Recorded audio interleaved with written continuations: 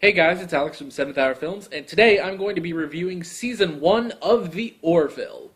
This is the Fox TV show from Seth MacFarlane that's basically a loving homage to Star Trek. And let me just tell you, this is good. This is really friggin' good. Let me say that right off the bat. I did not think this was going to be good at all. I see Seth MacFarlane doing a space show. I think, oh great, it's going to be Family Guy in space. And I don't like Family Guy. I don't think it's that interesting. Or funny, even. And they didn't really have the greatest jokes in the previews. So I was looking at it like, oh boy, here we go. This is going to suck. But I checked it out anyway. And when I watched it, I was thoroughly surprised, and pleasantly surprised even. I watched it, and I thought to myself, oh, it's a Star Trek show. Like, through and through, it's a Star Trek show. Like, the episodes, the writing, it's like, yes, there's a comedic edge to it, but it's Star Trek. Someone actually pointed out that it's basically Star Trek with a Guardians of the Galaxy sense of humor. And I 100% agree with that, because I was thinking to myself, I was like, well, is it like Galaxy Quest? It's like, well, Galaxy Quest was like its own thing, and the show was in the movie and stuff like that. Like, this is a straight up, it's a sci-fi show. It's just a straight up sci-fi show in space. It's Star Trek with a sense of humor, and I really love it. There's only 13 episodes, which is a shame. I wish there were more. But the 13 episodes we got, for the most part, are really good. There's like one or two episodes that are a bit on the weak side, but that's it. Just one or two episodes. And they aren't really bad, they're just a little weak. Yeah, so let's see. I guess we can talk about all the characters. Captain Ed Mercer, he is played by Seth MacFarlane himself. Interesting. He's not exactly the all-knowing captain or something, or like the all-wise captain like Picard or Janeway or even Cisco. Sorry about the clock. Yeah, he's not, the completely, wise sort of father figure, or mother figure in Janeway's case, but he is wise, I would say that. I don't know how to describe it. It's like, you wouldn't peg him as a Star Trek captain immediately, but once, like, okay, when he's, like, off duty, it's like, oh, he's just a regular guy, but once he becomes the captain, like, once he's on duty, he's a pretty damn good captain, I will say.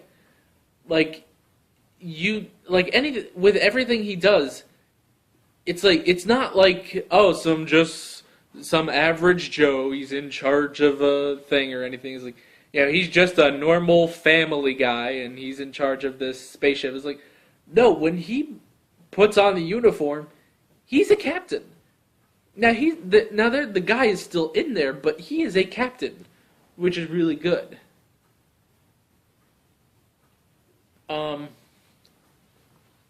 Let's see. You alright, boy? Darby heard something, I guess. He's trying to sleep. Anyway. So yeah, other characters. We have First Officer Kelly Grayson.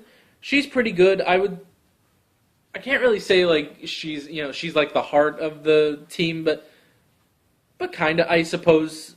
Like, she is definitely, like, again, it's sort of like Seth MacFarlane as Captain Mercer.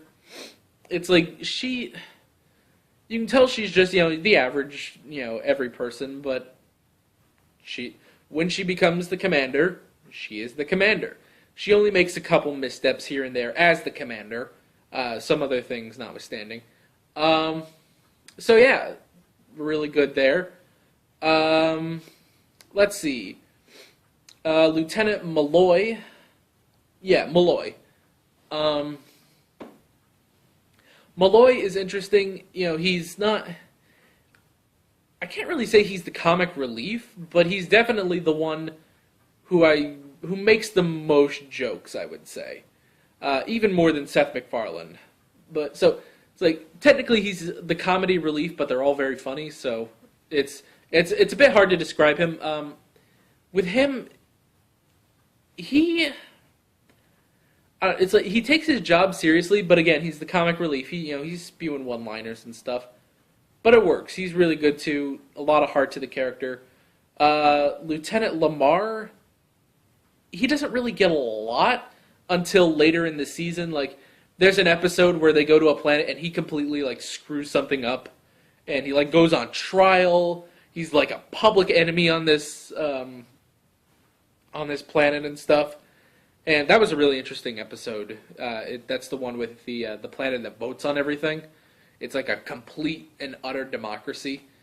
So yeah, but until episodes like that, or the dimensional episode, which is like the penultimate episode of the season, he doesn't get a lot. But eventually he gets promoted to chief engineer. So hey, that's cool. Yeah. Other characters. There's Alara Katan. She is the chief of security, and they make it a point to point out how young she is, because she's very young. She's like in her early 20s, I think is what they say, like 21, 22-ish.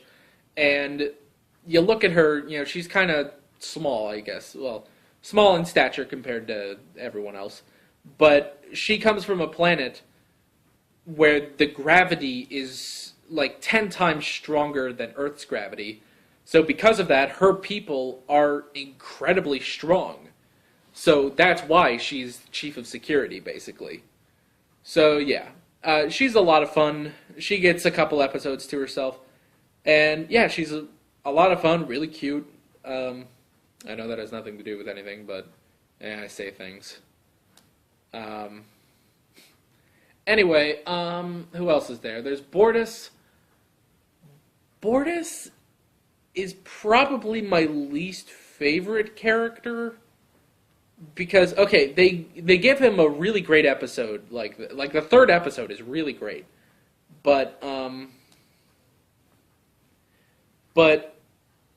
there's not a lot to him.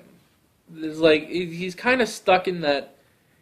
I guess he's supposed to be like the Worf of the group, but I don't know. They don't really give him much, I would say. There's Isaac. Isaac originally they don't give a lot to. He's basically just the Data, of the group. But as he goes on, he gets a bit more interesting, and it's always fun seeing him. And I guess the last of the main crew. Well, okay, I guess there's two, but there's the Doctor. The Doctor's kind of interesting. She gets an episode focused on her, and she's kind of interesting, but there's not a whole lot there, I suppose. Great acting and stuff all around, but I don't know. There's nothing, I guess, odd about her, which is an interesting way of saying it. Because yeah, kind of all these characters are a bit odd, but she's just sort of the straight-laced Doctor. She's just the Star Trek Doctor. So, and it's not that that's not interesting, it's just nothing much else to talk about there. I suppose the only other cast member I can really talk about is Yaphet. He is this sentient slime ball voiced by Norm Macdonald. He's not a main cast member, but he comes around every once in a while. He's kind of funny. And it's always interesting to see what they do with him. Like there'll be a scene like Captain Mercer is running through a hallway, and he accidentally runs through Yaphet, and Yaphet splits apart, and he's like, "Oh my gosh, are you all right?" And he reforms. He's like, "Oh, no worries about it." So that's kind of fun. But yeah, there's not a lot with him. Um, yeah, I guess that's kind of it in terms of characters. Episodes, all great episodes, all Star Trek episodes, I guess.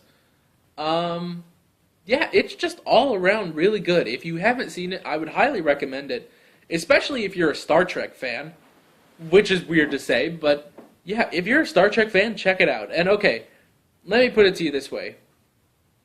It was really, really good, especially in comparison to the first two episodes of Star Trek Discovery. Now, I have to say that because I haven't seen the rest of Star Trek Discovery. You might have, I don't know. I don't know how many people have really signed up for CBS All Access, but on the first two episodes alone, I did not like Star Trek Discovery. On the first on the first episode of this, I liked The Orville. I thought it was really, really good. So yeah, this is kind of shaping up to be a short review, but yeah, this was really good, and I'm definitely going to start doing episode reviews when it comes back around next season, but that's going to be a while before next season rolls around. That's going to be like next fall. So, but yeah, definitely come back. I'll be reviewing the season premiere of season 2 of The Orville, and you know what? Stay tuned. I'm still doing like episode reviews of other shows. In fact, I believe tomorrow I will be doing a review of the mid-season finale of The Gifted. So, yeah. I think. Maybe. Don't quote me on that. If it doesn't show up, it's just because I didn't do it. I don't know. Maybe I'll do it. I don't know. We'll see. Yeah. Yeah, I'd say that's pretty good. End cards are going to pop up right about now. You can click on those. You can follow 7th Hour Films on Twitter at 7th Hour Films. And that is basically it. I'm Alex from 7th Hour Films, and I will see you guys next time. Take care.